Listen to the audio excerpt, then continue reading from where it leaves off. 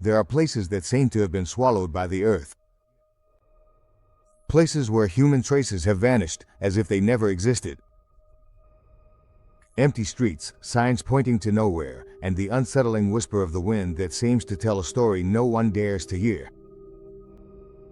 Centralia, Pennsylvania. A town that once was, and is no more. For years, its residents lived a simple life, unaware that beneath their feet burned a hell that would never be extinguished. Today, only a few scattered houses remain, a solitary church, and a broken road that exhales smoke. The ground breathes, and what it releases smells of sulfur. But it wasn't always like this.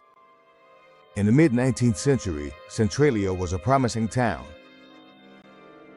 Founded atop a sea of anthracite coal, one of the richest in the region, it attracted dozens of families who came in search of work and a better life. The sound of locomotives, the rhythm of shovels in the mines, and the voices of children in the streets were all part of the daily music of a growing community. There were stores, schools, bars, everything needed to build a home in the green heart of Pennsylvania. But beneath that apparent normality, something was already stirring. Something that had always been there, silent, waiting. In 1962, the fire was lit. Literally. It was almost summer, and as was tradition, the town council organized the cleaning of the municipal dump, which happened to be right above an old abandoned mine. To get rid of the trash, they started a controlled burn. No one thought twice about it. The fire seemed to go out, but it didn't. It slipped through a crack, went down the tunnels, and met the underground coal seams. The invisible fire had begun. At first, no one was too worried. A little smoke coming out of the sewers? Unusual, sure, but not alarming. The mines were full of interconnected tunnels, right? But the smoke increased. Then came the heat. The ground started to crack. And with it, fear. Technicians tried to seal the entrances, fill the gaps, pump in insulating materials. But every attempt was like trying to put out a volcano with a garden hose. Temperatures underground reached 500 degrees Celsius. Children started to notice that the ground was hot when they walked barefoot. Some houses began to smell strange. In others, the basements filled with smoke. No one knew exactly how far the fire had spread. And that was the most terrifying part. It was there, but you couldn't see it. The authorities tried to calm the population. They said it was controllable, that there was no immediate risk. And for a while, people wanted to believe it. Because how do you abandon your home, your life, your memories, just because of an underground fire you can't even see? But the fire kept advancing. In 1979, one of the first serious warnings came from a truck driver. When he stopped at a gas station, he noticed that the underground fuel was almost boiling. When the temperature of the underground tank was measured, it read 78 degrees. An underground fire was right beneath the town's gas station. The fear became real. Then came 1981, and with it, the story that would forever mark the fate of Centralia. Todd Domboski was 12 years old. He was playing in his backyard when, suddenly, the ground opened up beneath his feet. A hole nearly 8 feet deep swallowed the boy. Thick white smoke was rising from the depths of the hole. Luckily, his cousin managed to grab him and pull him out in time. Todd survived. But Centralia did not. That scene became the symbol of something much deeper than just a simple crack in the ground. It was as if the earth itself wanted to expel them. As if Centralia were being devoured by a silent, underground monster. The media began to cover the case. Cameras showed images of streets with smoking cracks, abandoned houses, and entire families packing up with tears in their eyes. And as public attention grew, the government faced a tough decision: save the town or abandon it. In 1984, the United States Congress approved a multi-million-dollar budget to relocate the residents. Many accepted the offer. Others resisted. But evacuation was no longer an option, it was an order. The houses began to be demolished. Entire streets were reduced to rubble. What used to be a neighborhood turned into open fields. The traffic signs were left standing alone, pointing to nowhere. And even so, beneath it all, the fire kept burning. As the years went by, Centralia faded away, not with a bang, but with a sigh. The houses didn't collapse in a grand spectacle. Instead, they were taken apart one by one, as if erasing a city from the map gently, almost with shame. The rooftops disappeared. The facades were torn off. And what was left was a disturbing nothingness. The town was slowly swallowed by silence. The streets were still there, but without names. The trees grew twisted, as if the very ground was sick. Animals avoided passing through certain areas. Even the birdsong seemed to fade as it crossed the invisible boundaries of Centralia. In the early 90s, the authorities decided on something even more drastic. They officially erased the town's zip code. Centralia, literally, ceased to exist. It was no longer a city. It no longer had an address. It was a numb place. There were, however, a few people who refused to leave. They were few, but stubborn. They said this was their land, that they had nowhere else to go, that after so many years, the fire no longer scared them. Some even claimed it was all media exaggeration, that the fire had already calmed down. But the ground didn't agree. In winter, when everything was covered in snow, there were spots of land that stayed bare, warm, and steaming. Steam rose through the cracks in the asphalt, as if hell itself was struggling to breathe, but hadn't completely given up. And Route 61, that was the most visible scar. It used to be just a regular road. Today, it's one of the most disturbing sights in the area. Huge cracks split the asphalt as if an earthquake had torn it apart. And from those cracks, white, persistent smoke rises, as if the road itself were trying to warn anyone who comes near. Over time, people started calling it Graffiti Highway, because visitors, drawn by the mystery of the ghost town, began to cover it with messages, drawings, and symbols. An attempt to leave a mark in a place where everything disappears. Centralia became a living myth.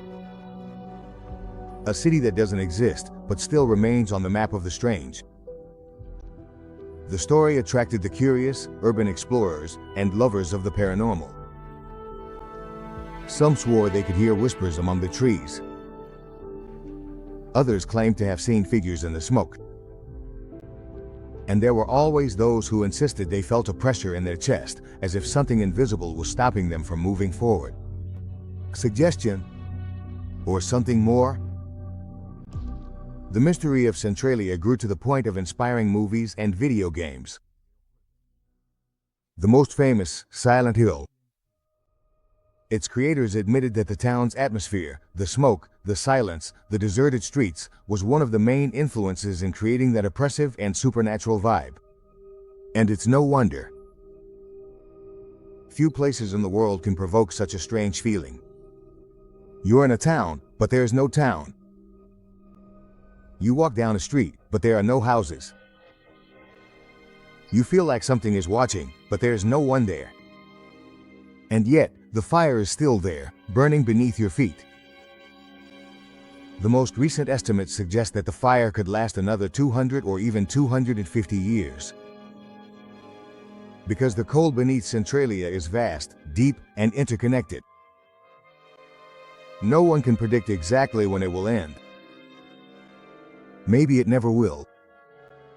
And that leaves a disturbing question hanging in the air: what's really underneath? Just fire? Or something else? Centralia no longer has a school, a fire station, or a hospital.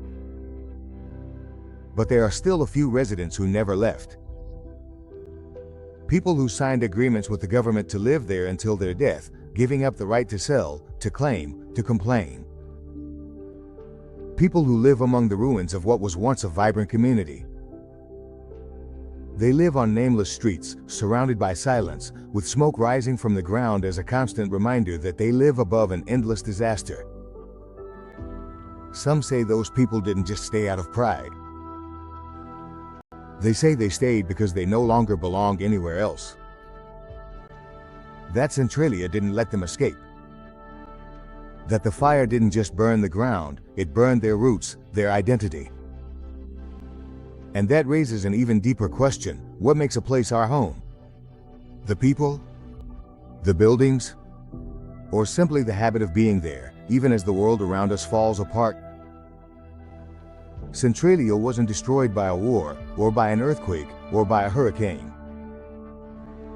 It was destroyed by something that was set alight unintentionally and that no one knew how, or wanted, to put out in time. An accidental spark. A logistical mistake. And a hell that never stops breathing.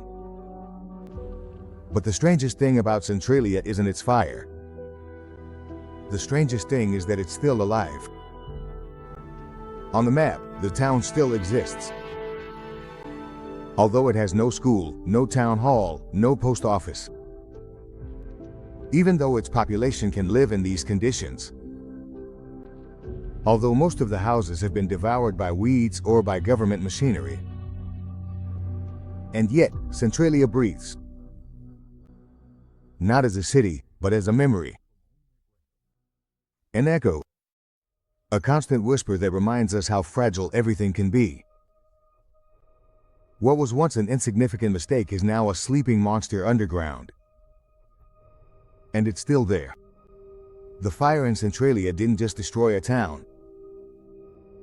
It also sparked questions that still burn unanswered today. How can a simple oversight erase an entire community from the map?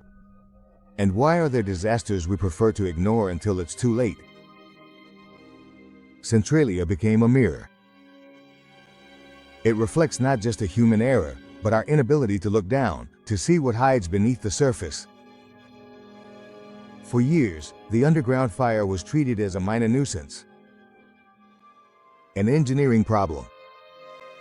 But over time, it became a metaphor for what happens when we let the invisible grow out of control. Because the fire, like so many things in life, started small. But it fed on silence, on neglect, on denial. And it devoured everything. The houses, the streets, the memories. Everything was reduced to ash, smoke, and an unsettling feeling of having witnessed something that should never have happened. Some still wonder if Centralia could have been saved. If different decisions had been made. If someone, somewhere in an office, had sounded the alarm sooner. But the truth is that the tragedy unfolded slowly, like a slow burn. So slowly that no one wanted to believe it was real. Until it was. Today, Centralia appears on maps as an anomaly. A place with a name, but without substance. A ghost town where there are no ghosts, only scars. But all it takes is to set foot there to feel that something is off, that something got trapped. It's not just the fire that remains alive. It's the memory of what once was. The echo of the voices that once filled those streets. And the mystery surrounding those who simply vanished. Because there's a disturbing detail that many overlook. Even before the fire was lit, Centralia already had a dark history. At the end of the 19th century, the town was the scene of violence, mining mafias, and disappearances that were never solved. There was talk of the Molly Maguires, a secret society of Irish miners who supposedly committed sabotage and murders in defense of their labor rights. Some believe that Centralia was already cursed since then. Others say that the fire was the Earth's way of settling old scores, of dragging into oblivion a place that should never have existed above those shadowy tunnels. There are even those who claim that there are parts of the underground that no one has explored, and that down there isn't just coal, but human remains. Bodies of the disappeared. Buried witnesses. Secrets that never came to the surface. Myth? Reality? In Centralia, the line between the two becomes blurred. Today, few dare to walk its broken roads. But those who do usually agree on one thing. It's not just what they see. It's what they feel. A pressure in the chest. An unnatural silence. A strange cold that comes from below, even in the middle of summer. And then there's the smoke. Always the smoke. That constant whisper rising from the ground, as if something were trying to speak from the depths.